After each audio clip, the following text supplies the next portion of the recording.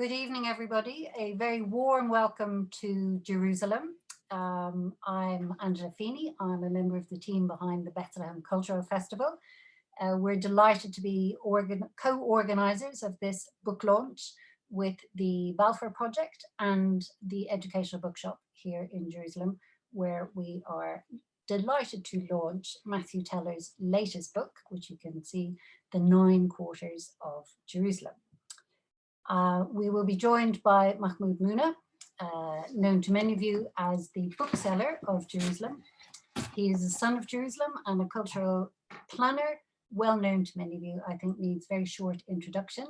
Likewise, Matthew Teller, not a son of Jerusalem, rather London, but first came to the city in 1980 on a family holiday and clearly fell in love with the place, beginning of a long and beautiful friendship that has seen him return to the city again and again, alongside his career as a broadcaster, writer, and journalist. Without further ado, I will pass over to Mahmoud and Matthew to speak more about this engaging, fascinating portrait of a city that we call home. Thank you very much, Angela, and thank you very much for this warm introduction. Matthew, good afternoon. Hello. How are you today? I'm very good. I'm very good. I don't know if you can hear, but it's absolutely pelting with rain here in England. So, and my office has a tin roof as well. So if you're hearing lots of, that's going on just above my head. Well, we just finished with the rain. We had so much rain in the last 2 days, and it's freezing cold here in Jerusalem. Okay. Which is quite unseasonable, but yeah, but that's what we need. We need more water in Jerusalem, I guess. I saw there was snow yesterday, for heaven's sake. People were posting snow at Al-Aqsa yesterday. I don't know if this is considered a lucky year. We had two snowy days in Jerusalem, so that's quite special. So, Matthew, let's make this as informal as possible, and we'll ask audience to also send through their questions as we go. We are very honored to launch this book here from Jerusalem. It's on the international release night. Tomorrow the book goes on sale worldwide. I know later on there's an American edition as well, and it will go on sale in America. So we're really looking forward for this book, and personally for recommending and selling this book. I have gone through more than half of it. I have quite a lot of questions for you. But I want you to kind of zigzag through the questions as we go and maybe flesh out the best out of this question to our audience. Absolutely fine. Yes, if we want to make it a conversation, if you want to go back and forth, that's fine. If we want to bring in audience questions, that's also fine by me as well. So I think this is a good idea. And then once we have questions, or what the team here will put questions for us, and if they're relevant in the same section we're talking about, then we'll take them on as well. Okay. All right. First of all, I want to congratulate you on writing this book.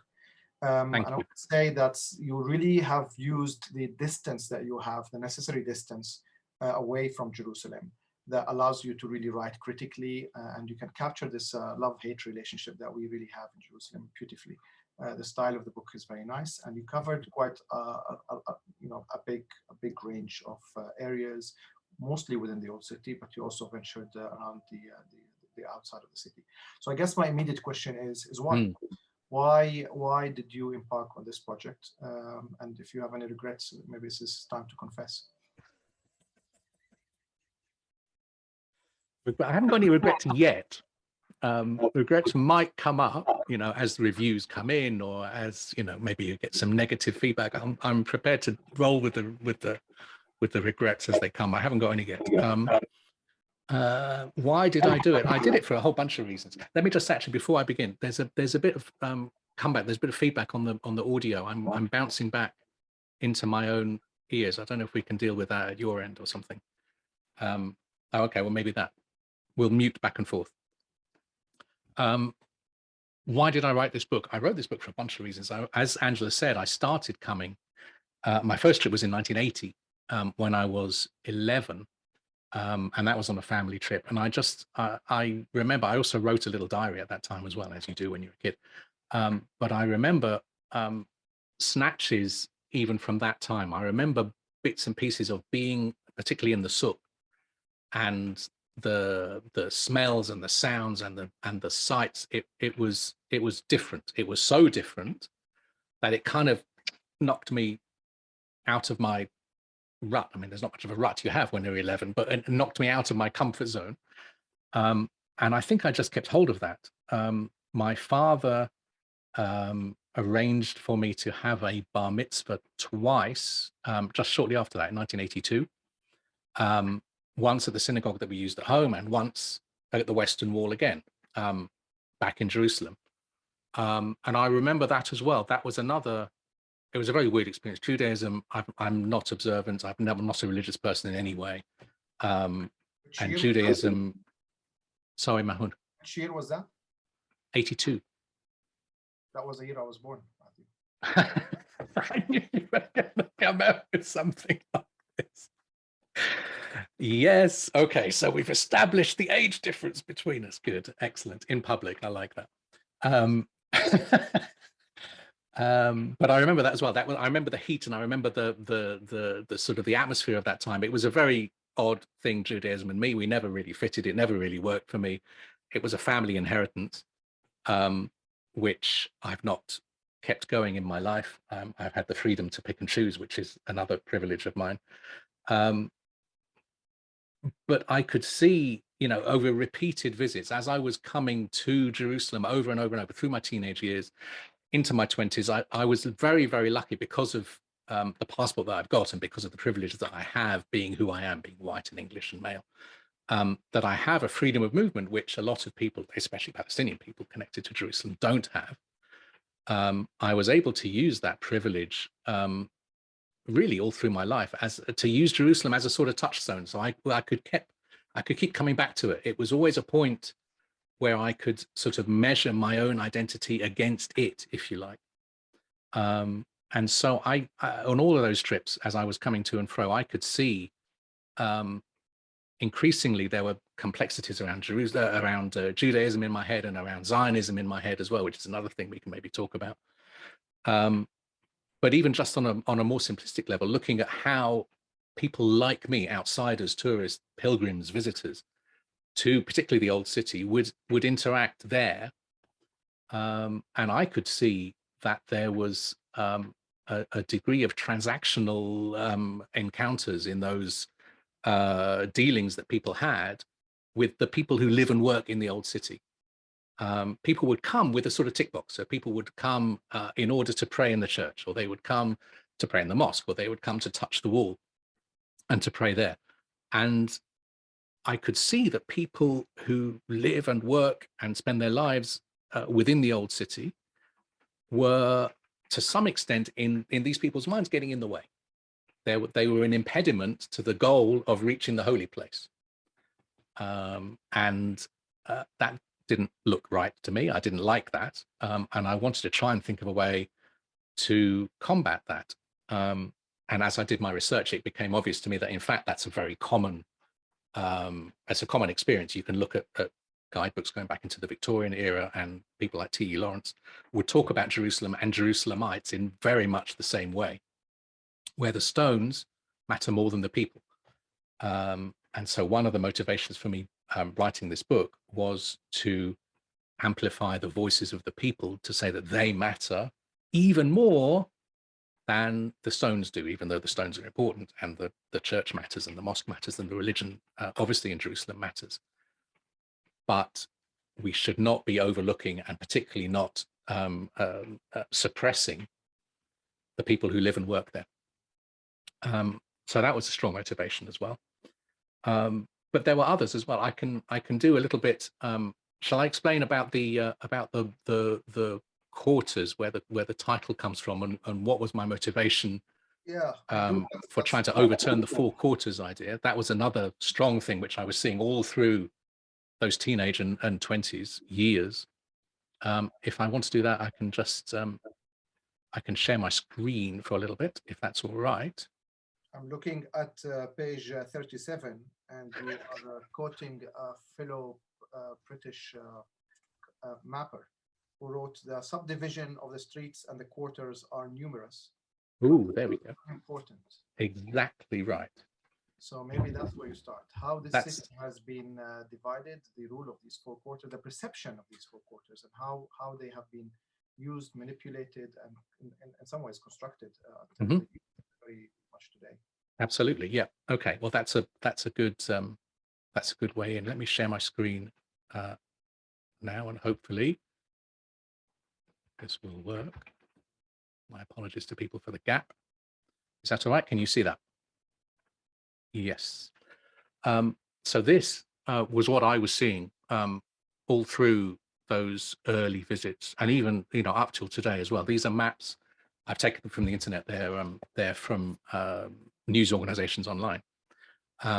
But this formulation of how the old city works is very, very familiar across tourist maps and guidebooks, and like I say, the news media and literature and everywhere. These sharp, clear dividing lines through the old city. The old city is that quadrilateral, and it's very, very often, almost everywhere you'll see it, divided into four: Christian quarter, Muslim quarter, Armenian quarter, and Jewish quarter. I don't need to explain to you. You've been there. You live there. It's your place.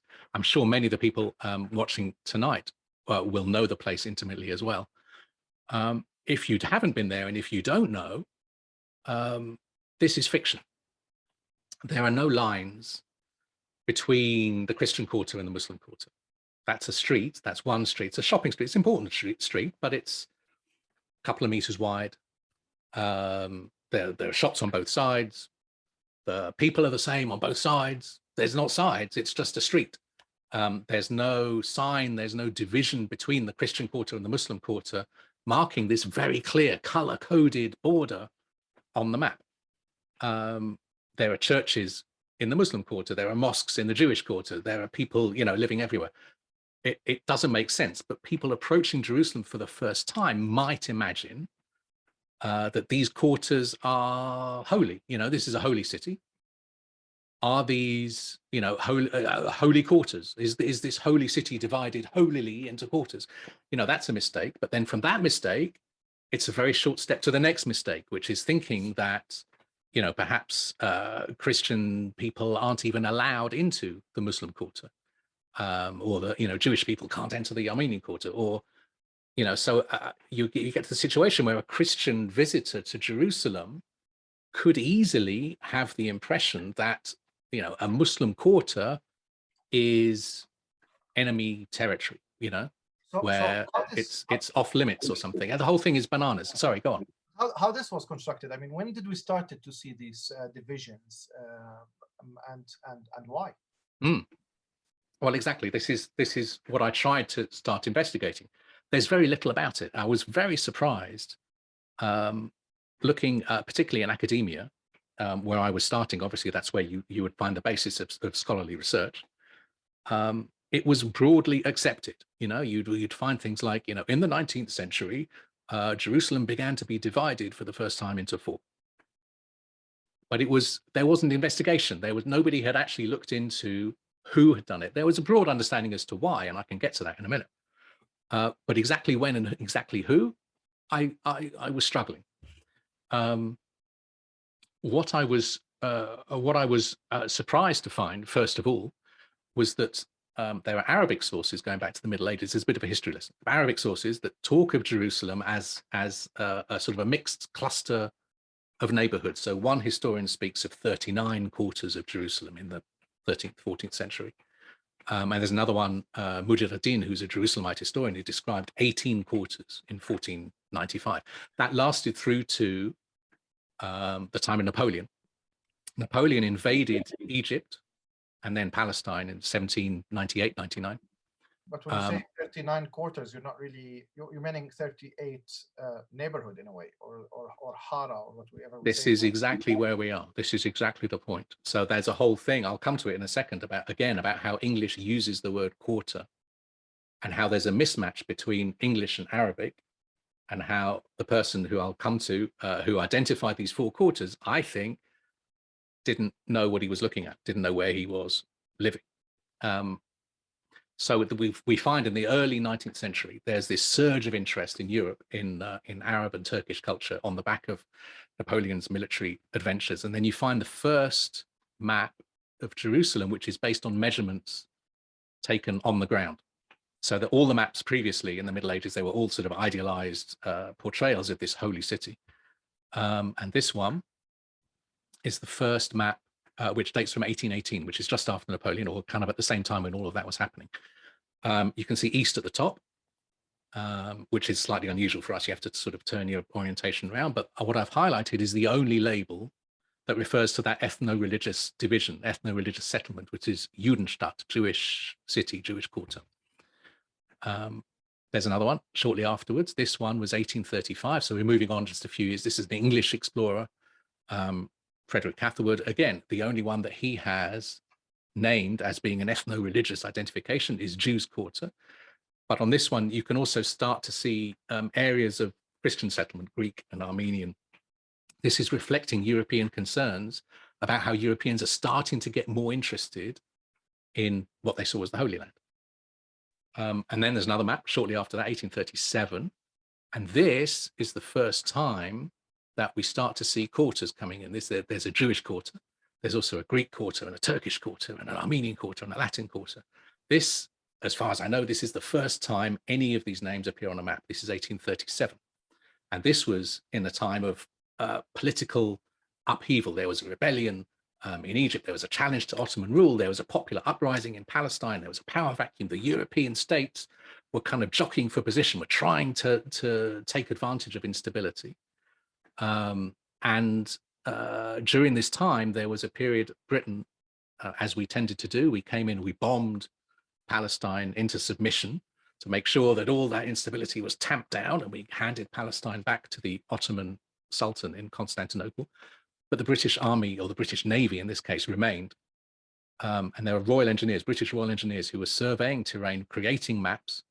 And in 1841, two of them produced a map which was the most accurate at that point, which was published in 1845. But it was not only about military stuff. This is a very common theme which you'll feel today in Jerusalem, contemporary Jerusalem. It wasn't just about geopolitics. It was also a mission, a Christian mission. So British evangelical Protestants wanted to convert people in the Holy Land. They were unable to convert Muslims because Ottoman law at that time stipulated death for people who converted away from Islam. They wanted to convert Catholics and Orthodox, but there was very little willingness in those communities to convert. And then also you'd have the problem, France protected Catholic rights and Russia protected Orthodox rights. You start a whole diplomatic shenanigans if you start trying to convert people. So British efforts went into converting Jews. Britain appointed the first Protestant Bishop of Jerusalem at this time, who was a guy who was formerly a rabbi. This is Bishop Alexander, who converted to Christianity. He arrived in 1842. With him, here we are at the beginning of the story. This is George Williams, who was a young chaplain attached to the bishop. He was aged 27. He thought himself a kind of a scholar. He wrote this book. He was only in Jerusalem for just over a year. So it was a relatively short time. He was posted elsewhere. And in 1849, he published this book, which included a map. And the map was drawn from that Royal Engineers survey I talked about, which was the British who had stayed on after that bombing. And George Williams added labeling to this map. And this, as far as I can tell, is the first time that we have Christian quarter, Muslim quarter, Armenian quarter, Jewish quarter. So I'm fingering George Williams as in 1849 as being the man who, for the first time, came up with four quarters. But as far as I can tell, before him, maps didn't show them. After him, just about every single map that was produced all through the late 19th century, all through the 20th century, and all up to today, does show them. So there's a direct line, as far as I can see, from George Williams to the maps that we all see and use today, reinforced in the media, reinforced in literature, in academia, in guidebooks, on tourist maps, in every conceivable medium. Why have they survived? And we can talk about this as well. You know, they suit a colonial outlook over Jerusalem. They suit the colonial ambition of these successive waves of rulers of Jerusalem, from the British right down to today. You know, these are false. These quarters are false, as anyone who spends any time, even as an outsider in the city, will know, and as people who are born and live there know intimately that they're false. But it suited Jerusalem's colonizers to, divide the city's populations against each other in order better to be able to rule over them. That's how sectarian division in a colonial context works. In fact, Matthew, if you walk from the east side from Lionsgate all the way straight line, which is of course Via della Rosa, all the way until the Austrian hospice, on your right hand side, it's churches all along. Actually, from the very beginning of Lionsgate on the right hand side up until the Austrian hospice is all churches and Christian organization, and that's on the map. Looks exactly the center of the Muslim quarter. This is, I'm just moving my arrow on it now, my cursor on it there. That's that road there. If people can see that, I don't know if that's visible over Zoom, but that's that street there. If I'm not mistaken, there's more churches in the Muslim quarter than actually on the Christian quarters, and there is more mosques in the 3 other quarters than actually on the Muslim quarter. Which Exactly. makes sense. If Muslims want to pray and they are living in the so-called Muslim quarter, they can go to the Al-Haram al-Sharif. It's only if they are in the other side of the city and they want to pray, they needed a local mosque, so to speak. Exactly so. And then, then we get to this issue of quarters. We were talking about it before. You can explain much better in Arabic than I can what the difference between a quarter and a harat might be. But there's a whole discussion to be had about what quarter means in English. Quarter comes from Latin. It has these military origins, it's nuances of power and class hierarchies and status division. And this is why we see, these are pictures from like English municipalities trying to make us buy into gentrification schemes and social division by using quarter as a device to separate, as a device for exclusivity. And when you see Jerusalem all the time, in every context, divided into quarters, that is inevitably, I think, going to color how we see the people of Jerusalem and how we see, if you like, the wider situation as being sectarian, when in fact these age-old hatreds between religions are as much false as the quarters are. Now, I mean, the other problem also with dividing this into 4 quarters is also suggesting that there is only 4 communities in Jerusalem, and also suggesting that there is a great division between these communities. I mean, I don't know if the Armenians are not Christians. I mean, why the Armenians have their own quarters? They deserve more than a quarter. But my question is, like, also the naming is very funny. And I think at one point the Muslim quarter was called the Muhammadis quarter. And we have questions here from Layla saying why the Christian quarter is not called the Greek or the Protestant quarter either. So also just the labeling and the names, has it always been consistent, at least the Christian quarter and the Armenian quarter and the Jewish quarter? As far as I'm aware, in English, yes. But in English, in this context, is less interesting, I think, than Arabic. Arabic has had these multitudes of names for these multitudes of smaller areas, neighborhoods. Some of, I mean, one of which is, my pronunciation is going to be awful, Haret al-Nasara, the Christian quarter itself. But that was a much smaller area just around the Holy Sepulchre Church, if I'm right. You know much better than I do. But in that same area that in English calls the Christian quarter, there are many, many more of these small traditional neighborhoods which arose organically. They weren't imposed from above. They were the 18 quarters, 18 neighborhoods that Mujid ad-Din identified in 1495. Some of them are related to place, the Bab Hutta quarter or the Al-Wad quarter, because these are related to points, locations within the city. Or sometimes they were trades, the Tanners neighborhood, Harit al-Jawalde, which still exists and up by the Newgate as well. These came from below, and this, my feeling is this is a much more meaningful way to think and identify patterns of settlement within Jerusalem, and I think much more productive as well. And in terms of the communities that lived in the old city, so let's kind of zoom out a little bit and let's speak up. I mean, You covered it nicely in your book, but let's speak about the communities and maybe count them also. I mean, I don't know if that has to do with your title, if there are 9 quarters, or are you trying to say that there are 9 different communities, main communities? I mean, I'm sure there's hundreds of communities in Jerusalem, so to speak. But I'm sure there's more than 9. No, I wasn't trying to make out that there were 9 at all. Carry on. Sorry, I interrupted. Okay, yeah. So let's pick them one by one. So except the 4 obvious ones in the quarter, so to speak, analogy. We'll start with maybe the Moroccans is also another interesting hara, or another quarters, because part of the Jewish quarters, Christian quarter, was also the Morabi quarters, right? Absolutely so. What's best? We can run through some of the smaller smaller communities, and then maybe I'll get to the story of the Moroccan quarter. That's quite a harrowing tale, As much as possible to stay true to our colonial backgrounds. You're British and I'm speaking in English, so I guess quarter has to stay with us for a bit further. So, okay. Well, let's put up with the fact that we're all using quarter. Yeah.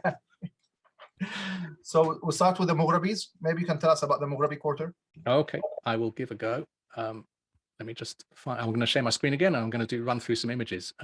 Images here are actually pretty important to be able to tell this story properly. Let me do this. Let me do this. And let me do that. So whoops. And then let me do that. So yeah. So the Moroccan quarter is highlighted in yellow in that map on the left-hand side. And the lady on the right is a lady called Maysoon, who I will come back to in a minute or two and explain where she is and what she's doing. But the story of the Moroccan quarter focuses on this area here, which I hope you can see. That's the plaza, which is in front of the Western Wall, which is the focus of Jewish prayer in the old city of Jerusalem and around the world. And it's big enough. It's a huge place. It's big enough. It doesn't even look that big on that particular image, but it's large enough to hold 60,000 people at once.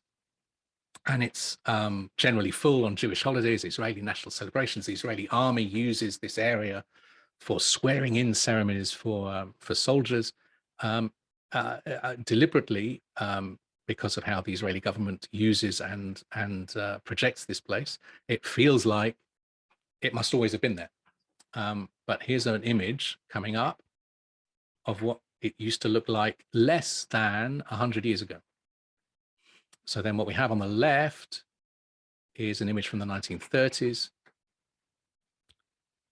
And that area, which I've sort of dotted around in yellow, that is what is now an open plaza. So we can see that, you know, beforehand it was filled with houses. It was a quarter. This was the Moroccan quarter, as you were saying. This is another viewpoint from above, which is perhaps even easier to see, and a modern image on the right, and then that image on the left from the 1930s. And that shows that that plaza was full. So what we have is a sort of once upon a time. This is going back a long way. The story starts with a man who's called Abu Madian, who was a mystic, a Sufi mystic of Islam in the 12th century. And he learned Islam in Fez, in the great city of Fez in Morocco. And he gathered followers there and in Algeria as well. The story goes that he was in Damascus in 1187 when Salah ad-Din made his call to arms to expel the European Christian crusading army that were occupying Jerusalem at that time. The legend goes that Abu Madian was there in Damascus. He joined up with the army. It's slightly unlikely because he was already in his 60s at that point, but who knows? And the legend goes that he fought with a contingent of Moroccans and North Africans at that battle and liberated Jerusalem for Islam. Either way, whether he was there or not, whatever, immediately afterwards, Salah ad-Din's son then endowed property here for Moroccan and North African Muslims as a gesture of gratitude for their assistance. And we have records from the early 14th century of waqfs, of property endowments in this area. This was already a holy place. but it wasn't a holy place in Judaism at this point. Jewish sources mention this wall, but they mention it only in passing, and they don't really mention it in relation to prayer. In Islam, this is, and still is, the Burak wall, where Muhammad, the Prophet Muhammad, in legend, tethered his winged horse-like animal. We're not quite sure exactly what Burak was, but Burak transported Muhammad from Mecca to Jerusalem, and then Muhammad ascended from Jerusalem to heaven to meet the prophets of old and God in the Quranic story. And that's mentioned, the association of this wall with Burak is mentioned pretty early, not right at the beginning of Islam, but we have sources going back to like the 10th century or so, describing this area as being connected to Burak. At this time, before this time, Judaism revered the Western Wall, but this was not the Western Wall. It revered the Western Wall of the temple, which is built where we now see the Dome of the Rock. The temple was destroyed, and then centuries later, the Dome of the Rock was built. So at this time, at 1187, in the turn of the 13th century, 12th to 13th century, when this property endowment was being set up, the Jews of Jerusalem prayed in a synagogue, which is nearby, the Ramban synagogue, which is still there, and in two places outside of what is now the Al-Aqsa compound, focused on the place where the temple used to be.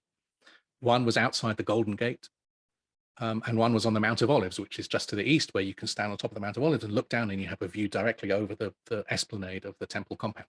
And that situation lasted right the way through to the 16th century, to Suleiman, the Magnificent, the Sultan of the Ottoman Empire. And he, at a time of expulsions of Jews from all around Christian Europe, Spain in 1492 was one of them, but there were many others as well. He responded to that by encouraging Jewish immigration to the Ottoman Empire. And he wanted to do that partly to counterbalance the intolerance of Christian Europe, and partly for his own economic reasons as well, to bring new skills into his empire. So at that point, he blocked the Golden Gate, and he built a cemetery outside to discourage Jewish prayer at that particular point.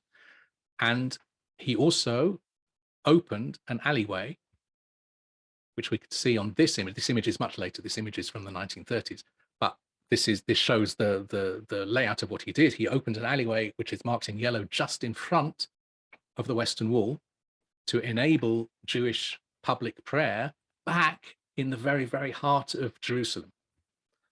And that situation lasted through, right the way through, almost well, into the 20th century, almost to today. Jewish reverence for the Western Wall of the temple, as was, over this period then became transferred to reverence for the Western Wall of the temple compound, which is what we now describe as the Western Wall. And then as Jewish immigration increased in the 19th century and in the early 20th century, there were attempts to buy this whole area in front of the wall in order to clear it and to make space for more prayer, but they all failed. Partly they failed because this area is waqf, so it's reserved and not for sale. There were other political and geopolitical reasons why it failed. All through the early 20th century, there was a lot of tension. There was a lot of disputes. There was uprisings and all sorts of stuff, mostly against the British. But we reached a point after 1948 when the Jordanians controlled the old city of Jerusalem, that this alleyway that Suleiman had opened in the 16th century remained. There was no Jewish public prayer at this point. Jews were not barred from Jerusalem, as is often claimed by the Jordanians, but there were very, very, very few Jews. Individual Jewish people would visit, and there was no organized public prayer. And we reached, I'm zooming forward, we reached a point where Israel occupied the old city on the 7th of June, 1967. And then on the 8th of June, the former Israeli Prime Minister David Ben-Gurion visited this small alleyway, which is where Jewish prayer had been focused for these hundreds and hundreds and hundreds of years, with other dignitaries with him as well. He proposed on that day, fulfilling the desire from earlier in the century to tear down all these houses in front of the wall. He also wanted to actually tear down the surrounding walls of Jerusalem entirely. So the old city would be erased as an old city, but that didn't happen, fortunately. That was the 8th of June. He visited the 9th of June. There was a plan formulated, and there are quotes from like the head of the Israeli army saying essentially, don't ask questions, just do it. The Israeli Minister of Justice was like, you know, don't talk to me, just do it quickly, whatever you have to do, get on with it. And literally within 24 hours, on the 10th of June, 1967, that plan that was drawn up on the back of an envelope, we still have the envelope, it's still there, visible in the archives. Late at night, it was a Saturday, after sunset, 10 p.m., 11 p.m., Israeli soldiers came storming through the neighborhood, shouting, banging on doors, telling people to leave, hurry up, go. Some people say there was 15 minutes of notice. Some people say it was a couple of hours. Men with sledgehammers then came in, started to destroy everything. Sledgehammers weren't enough. They brought in bulldozers. They worked through the night. And the result was that. So this is the 11th of June, 1967. The entire 700-year-old Moroccan quarter was demolished in the space of a couple of days. There was 138 buildings were destroyed. Hundreds and hundreds of people were displaced.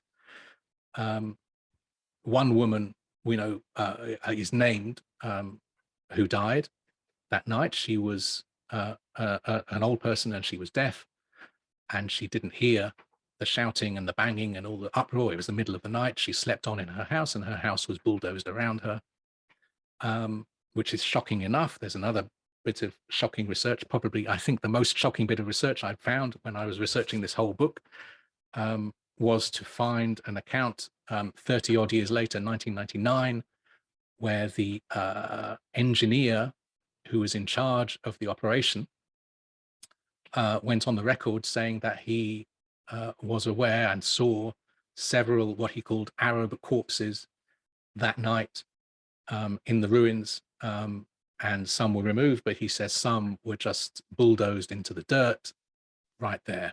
So I've not been able to find any more out about that, but presumably these poor people's remains are still there in that dirt in front of the Western Wall, underneath the flagstones of what is now the plaza and the synagogue, directly in front of the wall.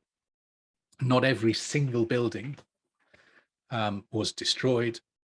There were one or two which survive. Almost the only one which is still in use stands right beside an Israeli police checkpoint now, which controls entrance to the plaza area. And Maysoon, who we saw before, she is the caretaker. She looks after it. I was very, very lucky to be led through a series of people to meet her, and she let me in behind an anonymous door directly opposite this checkpoint of this one building which remains from pre-1967 Moroccan quarter. There's these patterned floor tiles that you turn the corner and you go upstairs, and there's a small mosque up there. That Arabic sign says the mosque, and the Sufi lodge of the Moroccan people, and you can see there's Moroccan pentagram design on the door and everything. And Maysoon's family, which is originally Moroccan Algerian, is very active in trying to keep together a sense of community from the families that were dispersed in June 1967. And she showed me in this small mosque that there's a tomb which survives. She says it's the tomb of Abu Madian himself from the 1190s. It's unlikely he has a well-attested tomb in Algeria, but it may be his grandson, who we know from records endowed property here in 1320, which is old enough, let's face it. But almost nobody knows about this place. Nobody knows where this is. This is a story about Jerusalem, a core, absolutely key story of Jerusalem's history and communities and present, and obviously of its politics as well, which is not really told. Nobody visits. There are 6 families living in this building. There's a few other families, Muslim families, dotted still throughout the Jewish quarter. This should be better known. It's a very sobering tale. Wow, thank you very much, Matthew, for sharing this.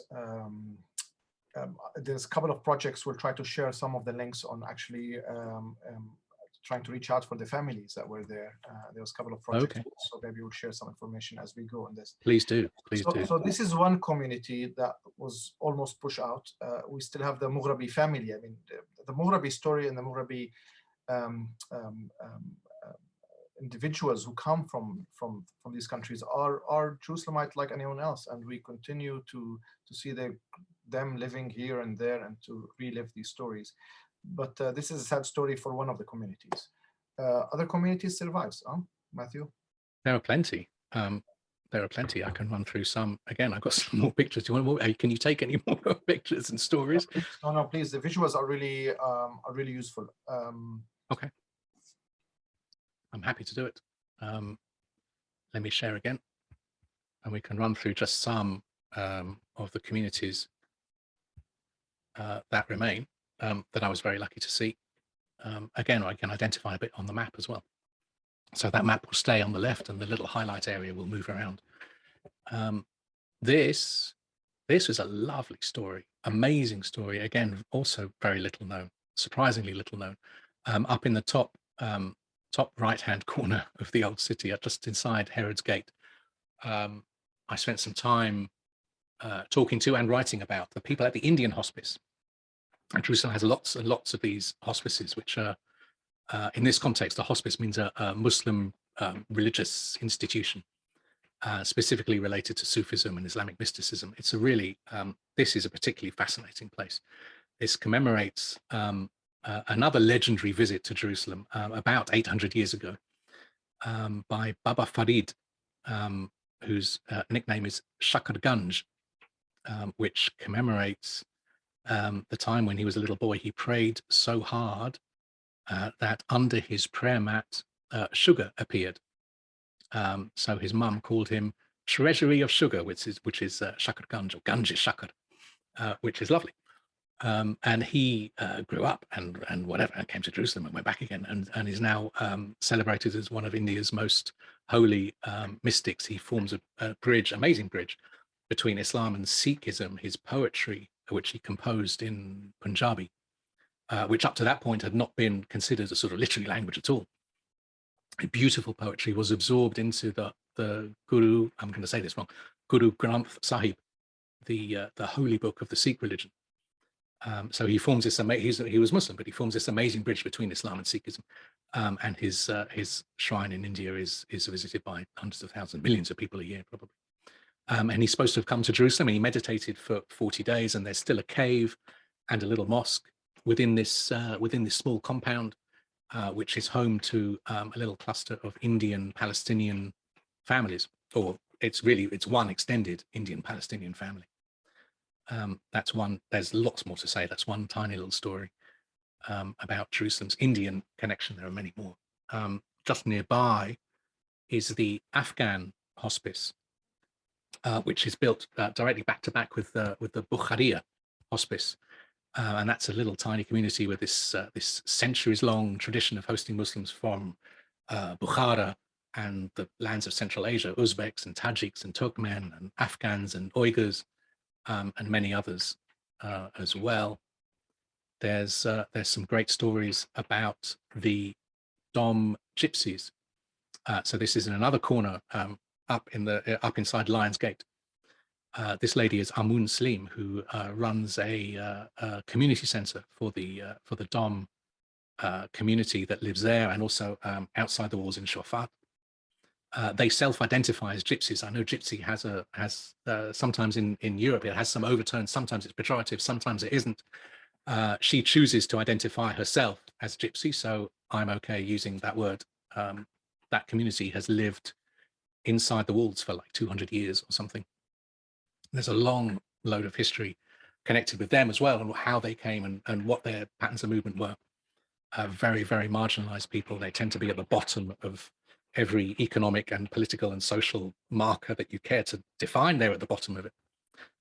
They experience a lot of racism. And another community that experiences a lot of racism as well is the African Palestinian community, which lives mostly concentrated in two small courtyard areas, which face each other across this tiny little alleyway just at the gates of Al-Aqsa. and there's around 450 people living there who are Muslim. They have origins in, they define 4 areas in sort of Western and Central Africa: Senegal, Nigeria, Chad, and Sudan. Yeah, there's tons of stories to tell about them as well. They also experience a lot of racism, although they've also thrown themselves sort of wholeheartedly into Palestinian national politics as well.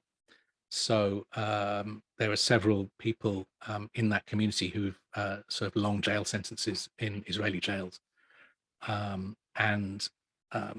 Sort of as a consequence, trying to work out exactly how it works, but as a consequence, the community as a whole has gained a degree of respect which was previously not given to them. So they now see themselves and outside Palestinian society, on the whole, not 100%, not universally, but on the whole, sees them as well integrated, and they're a valuable and valued part of the Palestinian community, particularly inside the walls of the old city. Here's a picture of Maysoon, who we talked about just previously with the Moroccan quarter.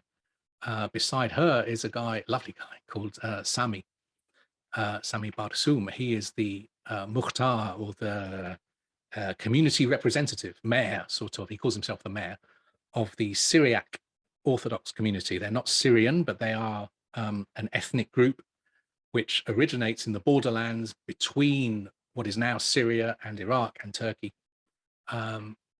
in the area that is more familiar to outsiders as Kurdistan, but they're not Kurdish. And they belong to a church which uses the Syriac language. And Syriac is one of the dialects of Aramaic, which was the lingua franca in the Middle East before Arabic came along, which was Aramaic was one of the dialects of Aramaic was what Jesus spoke. And again, as you said previously, just to highlight all of this, Maysoon's house and that mosque that I showed pictures of before are in what is now the Jewish quarter, supposedly, but she's not Jewish. And Sami, lives and works and prays within the boundaries of what's called the Armenian quarter, but he's not Armenian. So there's 1,000 stories like that which turn everything on its head. And this is also just to include stories from the Jewish quarter as well. I spent some time at the Karaite synagogue, which is this small place hidden, and it's now sort of below ground. It's probably the oldest continuously operating synagogue in the old city. It was founded in the 8th century. And as far as we can tell, it's still in the same place today, and it's still the same building, although it's been kept up. And Karaite Jews, it's another really, really interesting story. They are rejected as not being Jewish by the Israeli state and by most of mainstream Judaism as well. Judaism in the mainstream draws 2 sources of authority for the religion, from the oral Torah and from the written Torah. The written Torah being what we would call the Old Testament, and the oral Torah being a collection of commentaries and interpretations which were collected and written down as the Talmud. Karaite Jews reject the oral Torah completely. So they reject the authority of previous rabbis. They say authority for the religion can only be drawn from the written Torah as it's written in what outside world calls the Old Testament. And so because of various stipulations in the written Torah, which have now been superseded for mainstream Judaism by the rabbis, the Karaites will kneel to pray, kneel on the carpet to pray. They'll touch their head to the carpet, their forehead, to pray. They take their shoes off at the door of the synagogue before they go in. There's lots and lots of very interesting parallels between Karaite Judaism and Islam. It's a massive long story. I go into it a bit in the book. Now is not the time to really go into all of these tales. It's just to get an impression that there are so many of these communities dividing the place into 4. What are you thinking of? It's nuts. Well, yeah, that really, that's just unjust, and I think Jerusalem have seen quite a lot of unjust, since we've seen the British men in here, things started to get really complicated. But my I take full responsibility, really. I take full responsibility. My question is, all these communities lived in the old city. I mean, we speak about quite a small place. And the doors were closed at night, and they shared public space. They shared quite a lot of alleyways, and even sharing almost holy places to some extent. What is like? How could you describe to us life in the old city in the old days? We shouldn't limit ourselves to 48 and after. We're really talking about before that, in the centuries before that. Massive question. I'm the least qualified person on the history of the planet to answer it. There are some sources have come to light recently. I'm thinking, you know, this book of Wasif Jawhariya's book. This guy was extraordinary. He was, you can tell him his story much better than I can. He was a musician, right? And he was closely tied. He worked for the British for some time. This was at the turn of the century, so 1900 to 1940-ish, give or take. But he talks a lot about community integration, how people would be living close to each other, obviously from different communities, but they would be celebrating each other's holidays. They would be bringing food to each other. They would be marking family and religious celebrations together. I'm sure you and also your family as well will have many more stories that can shed light on that sort of thing. I'm very much coming from the outside here, so any of my anything that I can see is sort of, I'm remote, you know. I don't have the emotional connection and the living history that you will have. Well, also we should really mention Menachem Klein, who wrote the book Lives in Common, which also speaks about the mixed cities beyond. I mean, today we're focusing very much on Jerusalem, and some of the questions came in about Silwan and Sheikh Jarrah, but really, Matthew, most of the book is within the walls of Jerusalem. But there's quite a lot of research on I don't want to romanticize it too much, but there was a working, good relationship up until the 19th, 20th century, at least in Jerusalem, between these groups.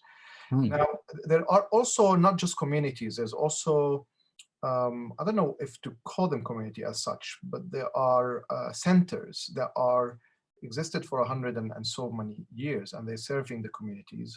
One of them, of course, the old American colony, or the Spafford Center in the old city. And the other one, which I really want you to say a few things about as well, is Burj al-Laqlaq. Okay. I think you've done fantastically well in this book. I mean, I cannot really praise this book enough, Matthew, not just because I am here. Thank you, Mahmoud. That's really but kind. The way it's written, the language, it's very fluid. It's full of people, which I think is really refreshing, because all the books we have been reading and they came out about Jerusalem is all about the stones, or about the bloods that has been shed for the stones. But really, this is a book about the people, and it features their people and their stories in the most simple possible way. So maybe a couple of words on the Spafford Center and Burj al-Laqlaq, Matthew? Yeah, I can give you a couple of words, probably not many more than a couple, but I will try. Burj al-Laqlaq is it's a beautiful place. It's really it's an inspiring place, actually. It's one of the places that sort of lifts you when you go there. It's up way up in the top, if you imagine that map, in the top right hand corner. Burj al-Laqlaq, the Burj is the tower. Laqlaq is Stork. It's the Stork Tower, which is marking the corner of the old city walls. But just inside that was, for centuries, was an open area. It was, you see it on some of those maps, those early maps that I put up. It's labeled as an area of figs and prickly pears, and there were some orchards in that area as well. It was open land. And then in the early part of the 20th century, often the Dom gypsy families would settle in that area as well. But there was a period after I think it was after 67, when a plan came in to take this land by the Israeli government, to take this land and to build apartments for Jewish Israeli settlers in this corner, in this area. I don't know the whole story. You can tell the whole story much better than I can, but there was a grassroots popular resistance to that, which over a period of years And remarkably, looking back from today, because most of those grassroots popular forms of resistance are very often shrugged off by the Israeli state at the moment, back then they won. And the people of that area who lived in that area and around that area prevailed. They then created, on the back of that, a social community center structure, which then built a community. It's effectively a community center, but a large community center with playing fields, with a basketball court, with I don't know, a computer center, and I think there's a little theater, and there are classrooms, and there's all sorts of community stuff there in order to try and offer the people of that part of the old city, which is the most marginalized area in the old city. It has a lot of issues with substance abuse. There's gender-related violence. There's a great deal of social pressure in that neighborhood, and this place gives a letting off of steam. Gives people a place to breathe. There's sports facilities, like I say, there, and there are cultural facilities as well. It's almost invisible to outsiders. Outsiders would not have a reason to go to that area, and even if they did, they would not find a way to go inside, or why would they? What are they doing? There's nothing there. But it's a very, very, very important, practically, but also intangibly, as a center for the people of the old city, where that's their place, if you like. That's theirs, and it's for them, and it's for their children, and that is a place that gives hope. Yeah. I think is extremely important. There's also the Spafford Center, which is very nearby, up in that same neighborhood, which, as you say, is connected to the American colony. That's a story. I received all my vaccination before Pfizer in the Spafford Center. Oh, you did? Oh, wow. Okay, yeah. It's a children's hospital. Always has been for decades. Has been connected with children's medicine. It's now sort of morphed slightly, if I'm right, into a sort of again, a community supportive structure. It's working more on preventative medicine. So it's supporting underprivileged kids and single parent families and all sorts of stuff. But it's also there's a historical story, which I won't bore you with, which goes back to the 19th century and links in with the American colony and what the American colony meant and where it came from. But these places are not easy for outsiders to see. But they give a richness, and they texture the city in a way that the transactional relationships that you find in the more touristy part of the souk can never, ever do. Moving around and finding your way into the small alleyways, as in any city in the world, is very beneficial.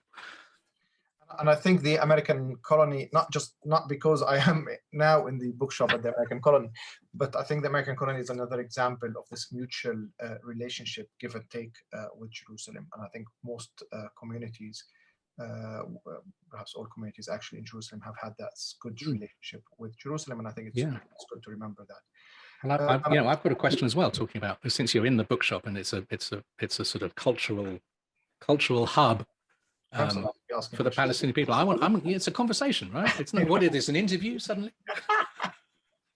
It's a conversation. Conversation goes back and forth. It's been all one way. I'm now going to put it the other way. People, I guess, looking from the outside, would imagine that Jerusalem's a sort of, this big capital city. That's how it's projected often by Israel, as being this sort of, it's a metropolis and it's international, whatever. That's the nationalistic projection that they prefer. But what's the reality for the Palestinians of Jerusalem, and what forms the fabric of Palestinian cultural life? I mean, you're in a sense at the heart of it, but what is there? What's going on culturally in Jerusalem for Palestinian people? You're right. I think, Jerusalem for Palestinians has been the focal point, the magnet, if you like, of the Palestinian identity. And it has been the place where it gave not just literature figures, but also political figures, religious figures, and so on. So it was the center of Palestinian identity and Arab identity, of course. I think as a reaction or undesired reaction to the defragmentation of the Palestinians now, Jerusalem is perhaps more of a bridge, if you like, or more of a channel to really connect the Palestinians in the West Bank with the Palestinians in Palestine 48 and beyond. And Jerusalem continued to be in this transition, really living in between the Palestinian West Bank and the Palestinian 48, the Palestinian 6-7 and the Palestinian 48. On Fridays, for example, when the prayers finish on a Friday day, the Dhuhr prayer, if you like, you see all the Palestinians from Jerusalem and the West Bank are leaving the mosque. But that will be Friday afternoon and Saturday, when the Palestinians working inside Palestine 48 actually started their weekend. So they come to the mosque in the afternoon. So there's this nice saying in Jerusalem about the 67ers leave and the 48ers comes. And I think that's a nice image that I see Jerusalem connecting the two Palestinian communities.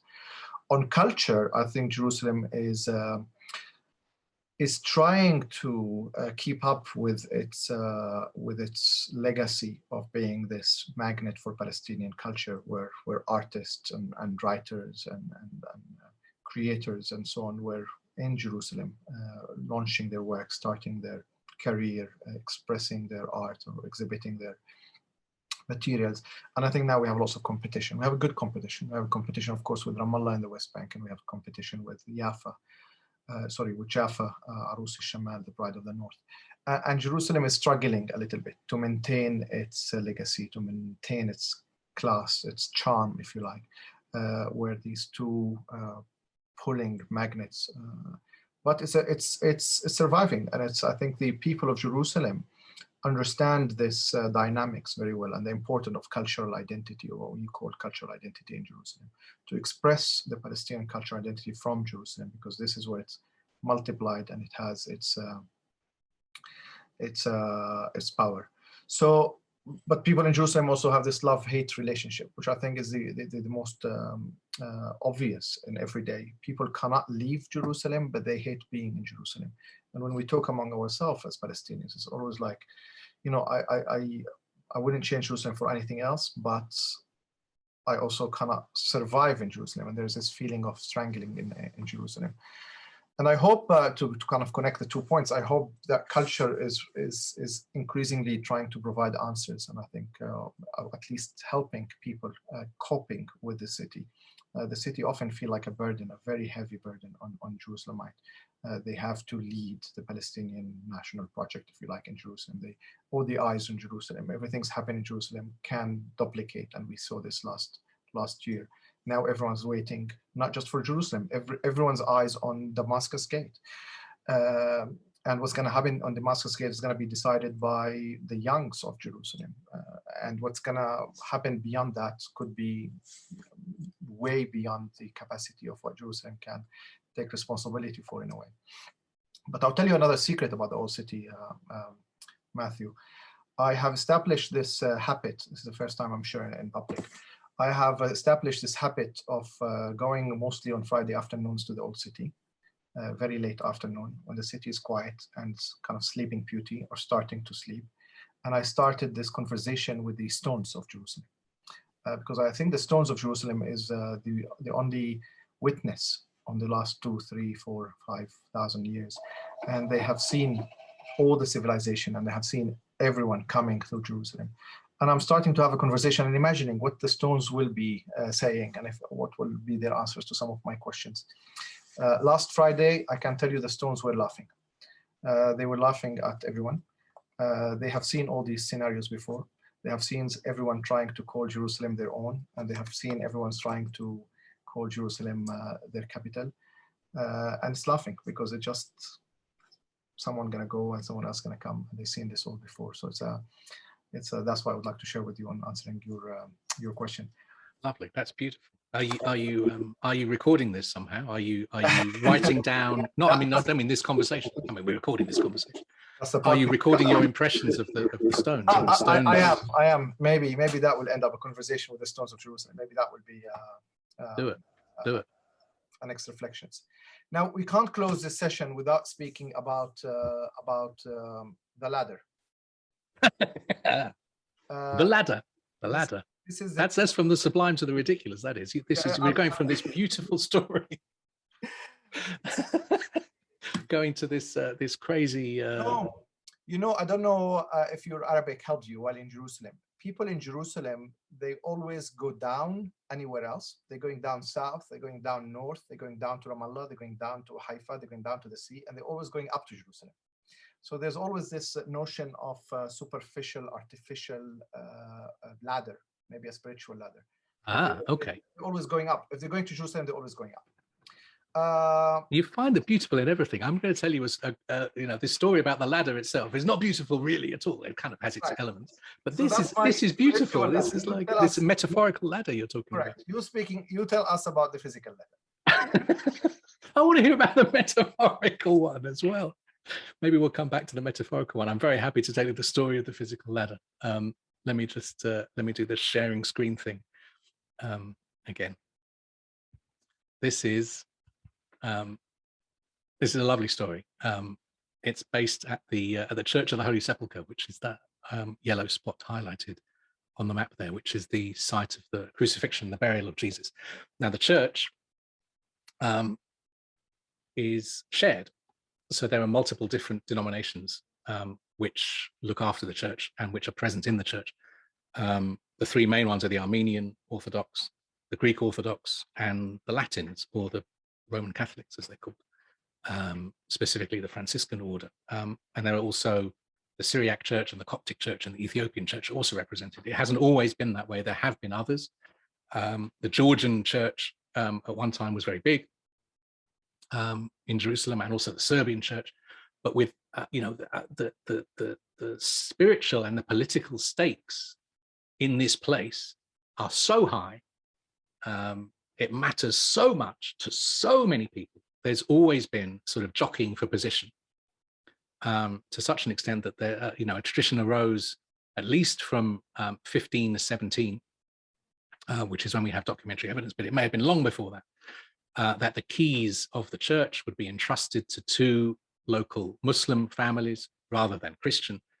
One of them, the Judah family, would keep the keys, and the other, the Nusayba family, would actually turn the keys in the lock to open and close the church door each day, because having the keys and turning them was deemed to be too much power in this incredible place for one family. And that still persists. That picture there on the left is Wajih Nusayba, if I'm saying his name correctly. And on the right is Adib Judah. And they still, either they or their representatives, go every day in the very early in the morning to open the church, and then in the evening to close the church. But at one point in the 18th century, the Ottoman Sultan wanted to put an end to this bickering that was going on all the time. These churches were fighting within this holy place. And he issued a decree saying that relations would be frozen between all these church organizations as they existed at that time within the church. And that decree was reaffirmed in 1852, and then it became an instrument of international law known as the status quo, which is a Latin phrase which means the situation as it exists at that time. And the status quo applies to this church, but also other holy sites in Jerusalem and in Bethlehem. What it does is it effectively outlaws unilateral action. So anything that happens in the church can only happen with the prior approval of all the other parties. So this goes from who picks up litter, who lights a candle, who unlocks the door, like we saw. The status quo, it's a bit like the United Nations, you know, it's a little bit mad, and it really needs reform. But meanwhile, it's a rules-based international order. It keeps order, and it keeps order by rules, and it's light years ahead of what the alternative is. So this ladder story is a status quo story. And if you look, this is for people who maybe, I don't know, maybe you've been to Jerusalem, maybe people have visited already, but they haven't noticed this, or maybe people haven't visited. This will work either way. If you look at the facade of the church, that's the church there, the main door is right open there, this guy's walking towards it. You might notice up there, there's a little ladder. And so, you know, you're standing there, you're looking at it, taking a picture, you maybe would think that somebody was like cleaning the windows or something yesterday and they just forgot to bring the ladder in or something. But then maybe you look online and you find another picture of the same thing, and there's the ladder. And then maybe you'd find another one and you'd find the ladder, and then you'd find another one and there's the ladder, and you find another one and there's the ladder, and again and again and again. And then maybe you'd look back in history and you'd look at older pictures and you'd find the ladder, and the ladder's still there. And you look again, there's more, this ladder's still there. It's been there and there and there. There it is again. So this ladder, and there's a close-up, this is not a window cleaner's ladder. Maybe it was originally, actually, don't know. But that ladder has been there in exactly that same position since the Ottoman Sultan laid down the declaration of the status quo in 1757. That ladder has been there for 265 years. Because the status quo didn't allow for the removal of any ladder. It was all written down and the ladder wasn't mentioned in the status quo. So nobody is allowed to remove it. And in fact, the ladder has probably been replaced several times. I mean, a ladder in the wind and the rain that happens in the winter in Jerusalem, it would be great. So, if the ladder's, rotted to pieces, then somebody has built another ladder and put it back. There's even an engraving of the church facade from 1728 that shows the ladder in place. So it might have been there longer than 265 years, nobody knows. But as you can see, the ladder is older than cameras, it's older than photography. So there's a couple of times that people have moved the ladder as a kind of joke. Every single photograph ever made of the facade of the Church of the Holy Sepulchre in the old city of Jerusalem includes this ladder. So, it's easy to ridicule the status quo. I can see you laughing and smiling or whatever, and it's easy to ridicule the ladder as well. There is, I think your metaphorical ladder story is much more interesting, but there is an element of beauty to this physical ladder story. It represents, human hopes and desires and human frailty and human bickering and human stupidity, if you like, but all the yearning and all the prayers and all the everything that this place embodies is kind of wrapped up in that ladder for me. I think it's kind of beautiful in its own way. It also shows the absolute commitment of Palestinians to protect status quo. There you go, as well. Right. Well. All right, I'm going to quote you for 2 sentences from your book, and that will be your last question. Oh, okay. You're going to quote my own words back to me. Oh my goodness. Yes, absolutely. You wrote something about Jerusalem. That's actually the question of Angela next to me, but I'm going to present it to you. Okay. You're describing how people see Jerusalem, but you're saying, but please don't get your Jerusalem mixed up with the real one, because the real one is in a bit of a state right now. Having studied the past and the present, what future do you anticipate for the city, Matthew? Oh my goodness. And that's for the old city and for the new city. And you have a small chapter at the end about the new city. Yeah, I do. It's very hard to be optimistic, is a one sentence answer to that. What do I see for the future? There is hope. And I think I'm going to focus on the hope rather than all the things that might go wrong or the things that are terrible at the moment. It's not my place also to go into the exact, what it's like to live as a Palestinian. You can tell that story much better than I can. The hope, I think, lies in the younger generation and people younger, certainly people younger than, almost everybody's younger than me, but even people younger than you, Mahmoud, even. I think the Palestinian people who are in their 20s now have a sense of how the struggles of the past have failed. And those struggles were based on religion. Those struggles were based on land and on nationalism. And I think that people have a keen idea now about how the struggles of their fathers and their grandfathers and their mothers and their grandmothers have not brought success for a lot of different reasons, and not for the reasons on their side, often for the reasons on other sides as well.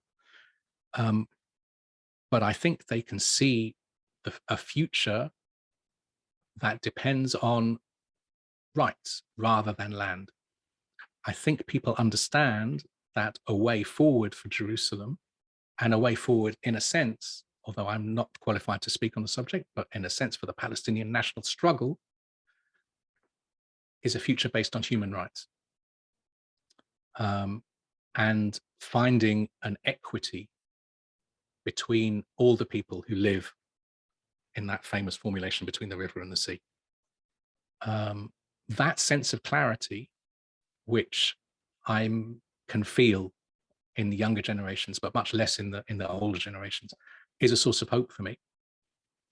What I tried to do with this book was, I was talking to a whole bunch of people. The Palestinians of Jerusalem is certainly one of them. One of the constituencies that I was speaking to were people like me, were my generation of outsiders, onlookers, if you like. And what I wanted to do with this book was to say to us, we need to update our ideas. We need to update our ideas about Jerusalem and about what is going on in this place, these sectarian divisions into the four quarters, are false, were false, always were false. And we need to get a better sense of who the people are who live in the old city and in the wider city and in the wider land, in order then to be able to make space for the people who are coming behind us, for the people in their 20s now, in order to make effective change. That is a grain of hope that I can see. And if in some way I've used whatever little platform I have in order to amplify the voices of the people who live inside the old city, if by doing that I can help to change ideas in people who are like me, I'm going to count that as a success and a win. And I hope that's what this book is going to do. Thank you, Matthew. That's very, very, very beautiful. And I think actually your book is a very good tool to tell the story of Jerusalem, as raw, as ridiculous, as historical, as religious, as crazy as it is. And that's our city. That's what we love about it. It's a city of contradictions. You cannot really understand Jerusalem without admitting that you have to live with the contradictions that the city comes with. Again, I can't really stop praising your book. I'm really happy that it's so much. Out tomorrow, and it's a very well-researched book. Perhaps my only critique for the book, can I have Go ahead, on public, is that you kept no secrets to Jerusalem. All the little stories or the little things and the little people that we usually take our guests to Jerusalem, tell them, I'm going to show you something. It's not written in a book. It's now exposed. So thank you, Matthew, for so nice of you, Matthew. Thank you so much. No secrets of Jerusalem, the Mtabba of Zalatimo, and the way we say things, the story of the gates and the community and that personality, and the juice maker in the Via della Rosa, and all the really good small things that make Jerusalem the beautiful city that it is, despite the scars that is scarring the sacred city. My role is finished here. I wish to see you soon. I think we're gonna do another event when you are physically in here, Matthew. I really hope so. I really hope so. Looking at May is when I'm going to be there. We're going for May if we survive until May. And and focus on the hope. Focus on the hope. Let's keep the hope. And I will pass this on to Angela. Thank you, Mahmoud. Well, thank you both for leaving no stone unturned in that very stimulating conversation. I think I speak for everybody who joined this evening that it was thoroughly enjoyable and illustrative of the complexities and beauty of Jerusalem.